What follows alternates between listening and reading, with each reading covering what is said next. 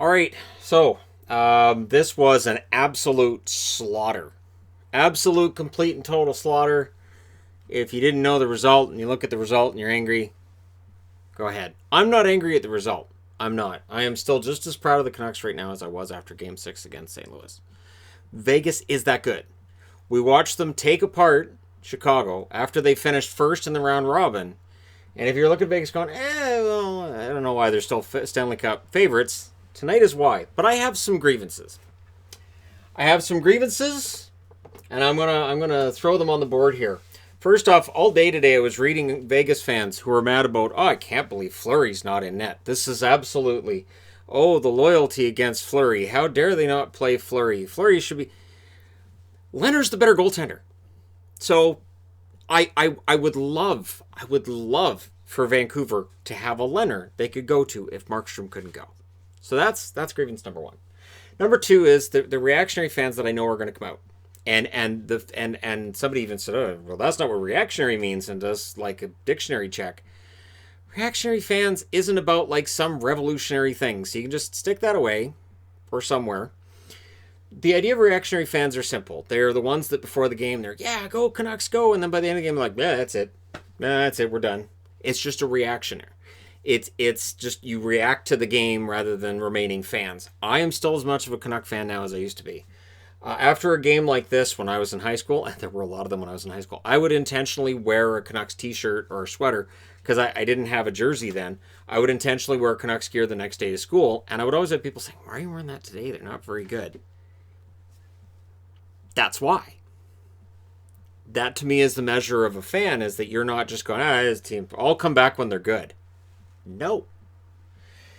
Now, I've also seen discrediting the win over the Blues, which also drives me insane. And also, anybody who's going, well, they're tired from the win over the Blues, that's kind of a weak excuse. Because we've already seen other series tonight where teams might have been tired, Dallas, for instance, and they still came out and won their games. So there's that, okay? And the Peter DeBoer complaints, man, oh man. And this comes back to the Fleury thing, too, kind of, sort of. I'm not sure, I get it. He used to be the coach of the Sharks, but he's the coach of Vegas now, and he's a good coach. My God, he came up with a perfect game plan tonight against Vancouver. You couldn't map a better game plan than Vegas had tonight, and yet if you listen to fans of the team talk, you'd think he's the worst coach ever. He's terrible. Really? Because he beat Vegas last year. And I know fans don't want to hear about how they did it. But he did. And they got to the conference finals. They did. Again, DeBoer has proven since he got there he's a good coach. His record is fantastic since he took over behind the bench. And finally, there were a lot of Canuck fans that were mad about the Brock Besser hit. So I looked at it. I looked at it from a couple of different camera shots, one that was zoomed in. And honestly, Nick Cousins and Besser got tangled up, and it was not some dirty, horrible, predatory hit. Honestly, either one of them could have got hurt. It was just a tangled up play, and could you have called a 2-minute penalty? Maybe. For holding, sure. But it wasn't some horrible predator. I'm going to say this, and then somebody's going to post some other angle because we got to treat everything like it's the JFK assassination. That's just how the internet works now. So now that my grievances are out of the way, let's talk about the game. So Carnell did the anthem, and Carnell Johnson, again, my friend, makes it hard for me to go against Vegas in this because I like Carnell, and he's got the he's always got his gear on, and he's all good to go, and it's enjoyable to hear the anthem sung by him. He sings it properly. There are certain anthem singers I'm not a huge fan of, but Carnell I've never had a complaint with. Leonard and net, and I put Vegas cool about it because I'd read all day about how any real coach would put in Fleury. You still feel that way? You sure? So, and then Lene Myers sang "Oh Canada" as well, and good for her. And the two of them sing together. They have their own band. I think it's Cover Lane. And again, I'm not sure if they're back playing clubs or anything, but there you go, Carnell. A nice free advertisement for you and Lene, your little group there. So, Besser had an early break, which was a near miss. Not a surprise, since we'll get to Besser at the end of this, and the absolute smothering. watching your own team lose this way is frustrating, but it's also fascinating to watch. Chippy start, and I thought the Canucks were starting it. And I'm like, why are the Canucks starting this? Here's the thing. If you're fighting with a grizzly bear, don't. This is a general rule. Vegas is a giant grizzly bear. This roster feeds on anger. This is a team that loves to play angry. And immediately the Canucks are like, poke, poke, poke. I'm like, what is Roussel doing? Why is he getting Reeves started? This is what they like. They love this. Reeves loves being poked at. Like, cool, awesome, let's go. So Edler takes a penalty. Vegas goes to the power play. Pacioretty hits the post, and already I'm like, I don't like the start to this.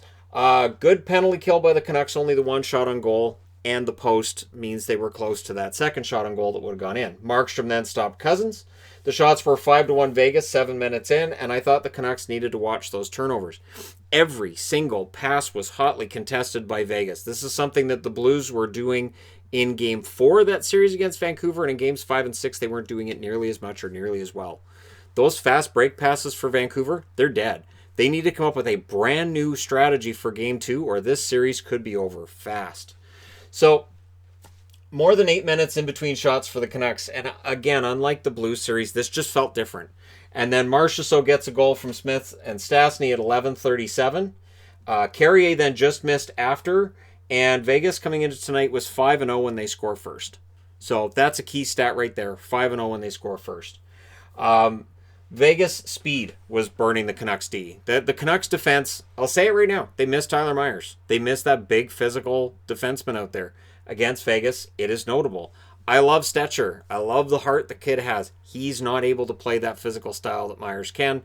And the rumor with Myers is he's probably out for about a week. That could be it then. Because again, if Vancouver doesn't have massive adjustments to what Vegas was doing tonight, this series could be over just as fast as the series Vegas had with Chicago, where the only game that Chicago won was because Crawford said, we're all going on my back. Now, Markstrom's capable of doing that. I'm not ruling it out, but I'd rather not see this series necessarily be that one-sided. Vegas was throwing a ton of hits. I thought the Canucks were lucky it was 1-0. Besser had a chance that went wide. Face-off dominance for the Canucks. Not that it mattered. They would win the face-off, and then that first pass by whoever got that puck, good luck. They were the sticks in the middle. They were breaking up every single pass. Again, Peter DeBoer, the coach I've been reading all day about how terrible he is, came out with an absolutely perfect game plan. Perfect game plan. There was good advanced scouting by Vegas, I felt, on Quinn Hughes and Jacob Markstrom. Remember how I mentioned Markstrom, the blocker side? That's where they were putting the puck. And for Quinn Hughes, they pressured and pressured and pressured. That kid had way too much time and space against St. Louis, against Vegas. He is not getting that. So you go to the second period. Eriksson takes a penalty. Vegas goes to the power play, and it was tough. Edler failed to clear, and that led to a goal by Riley Smith from Tuck and Martinez at 2 minutes and 13 seconds. So 2-0 in favor of the Vegas Golden Knights, and it felt like they were lucky it was 2-0. So Carrier almost makes it 3-0. So twice in a row, Carrier almost gets one right after a goal. Edler goes back to the box. Vegas goes to the power play, and I wrote on the board, this is ugly. This is a game where the Canucks looked a step slower. They didn't look like they had a game plan against Vegas, and which is surprising since they should have had the advanced scouting on Vegas quicker than Vegas had advanced scouting on Vancouver. But again, right? Cousins takes a penalty. Canucks get their first power play. Really needed a goal, but the Vegas penalty kill was really solid, and they broke up so many passes. They broke up so many chances for Vancouver. Like I said, it is brutal to watch this happen to your own team, but it was a thing of beauty for Vegas tonight. This was a great game by them. I think the best game they've played since the return, honestly. Markstrom stopped a Schmidt fast break. Leonard then stopped Pearson. 17 saves in that first half for Robin Leonard. Stone would then score from Schmidt and Carlson at 11:35. It's right around here that Tanner Pearson smashes the stick on the bench, which, I understand that's going to be a gif, and I remember people saying, oh, Matthew Tkachuk's getting too angry, and that's why, Calgary should trade him. Listen, I want the guy on my bench that's so mad he breaks his stick that we're losing. I want the guy that's so mad he freaks out that we're losing, rather than the guy who sits on the bench and goes, we'll get him next time. I want that competitive player. So Pearson, Canuck fans are right there with you. Good on you. So the score I thought reflected who the better team was at this point. It's 3-0. Vegas were pressuring every play by the Canucks. There was no room. The size advantage for Vegas was so obvious in this game. They are a big, fast. Tonight really encapsulates why they're the favorites to win the Stanley Cup right now. They don't have a weakness. And that advantage was giving the Canucks a lot of trouble. And then a breakaway goal by Tuck from Cousins and Theodore at 16:34, which brings to the mind as well, this is depth. This is 4 different goal scorers. This isn't a situation where there's one player killing Vancouver. This is a line after line after line over the boards. They've got this plan, they've come together, and they're executing it. And so Pacioretty then almost made it 5-0 before the end of the second period. So there was debate during the second intermission about whether or not Demko should start the third, and I thought, nah, it's 4-0. I think Markstrom staying in's fine. I don't have a problem with that. So Roussel had a chance that missed, and then he takes a 10-minute misconduct. So Canuck fans are baffled as to why he got a 10-minute misconduct. Louis DeBrusque was bewildered. My guess is this. Roussel was beaking off a lot tonight. First, he starts off by beaking off at Leonard during the pregame skate. Again, why are you doing this? Why? This is the absolute. This reminds me of 10 years ago when I would watch Burroughs and Kessler firing up the Blackhawks. Where I'd be like, "What are you doing? Knock it off. Just let them roll over. Don't do this." Now, I'm not saying Vegas is going to roll over. I'm talking about like Chicago 10 years ago. And it felt like Roussel was doing this. And it feels like to me that maybe the referee gave Roussel a warning. Roussel kept doing it. And he's like, okay, you're going to the box for a 10-minute misconduct. There's no power play out of this, but it's just we got to get Roussel out of the game for 10 minutes. This game's out of hand, and I don't want any kind of shenanigans going on, any kind of crap going on. I've already warned him. He wouldn't shut his mouth. He's in the box. That's the only theory I have. That's it.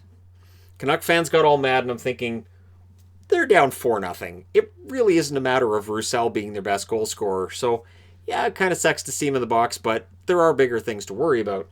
Markstrom was still in, I agreed with. The foot seemed to be off the gas in the third for Vegas. And I thought the Canucks really needed to adjust for the next game and start maybe adjusting in this one. But Pacioretty scores. He's the 5th different goal scorer from Stone and Stevenson at 10:47. And then during the TV timeout, Travis Green says, you know what? I'm going to go ahead and I'm going to change the goaltender. And it wasn't Markstrom's fault. Not in the slightest. It's not Markstrom's fault. Not at all. So Demko goes in. Roussel then, as soon as he gets out of the box, he starts again. And I'm thinking that's why the referee had him in the box. That's what it is. And I thought they're playing Reeves' game. Ryan Reeves loves this. It's fantastic. It's great. It's like saying, hey, see Mike Tyson over there? Bet you if I go over there and punch him in the arm, he's going to be really angry. Yeah, good idea. So Vegas wins this one 5-0. Thankfully, this only counts as one game. Now, Travis Green, in the post-game, I hope he maybe quotes Dennis Green. Obviously, he's going to have to change the team name. Grossman and 2 fumbles. What did you see about the Bears? We shut them down that way? No, we just the Bears are what we thought they were. They're what we thought they were.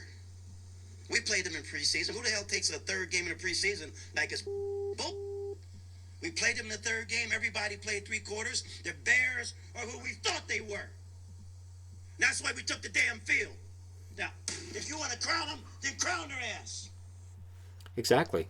So I hope that's how Travis Green is in the postgame. I hope that he just changes, not the field, obviously take the ice. But that's what I was thinking of. And I was like, both of them have the last name Green, so it works. It works on many levels. So the final shots in this one were indicative of the score. Vegas outshoots him in every period. 12-8 in the first, 15-11 in the second, 12-7 in the third. The final shots, 39-26. And slot shots. So these are your high danger shots. Were 18-6 for Vegas through 2 periods. So yeah, the shots were 27-19 here. Most of Vancouver's shots are from the outside. Vegas' shots are right straight in front of the net. You can't do that and survive in the playoffs. The hits were 51-43 Vegas. Do not play Vegas' game. You play the physical game, you will get burnt. Vancouver continues to have a miserable record in this postseason when they record 40 or more hits. Power plays, 0 for 1 for Vancouver, 1 for 3 for Vegas. And I heard the announcer saying they could put in Zach McEwen for the next game. He can play that physical style. And I'm thinking, that's right.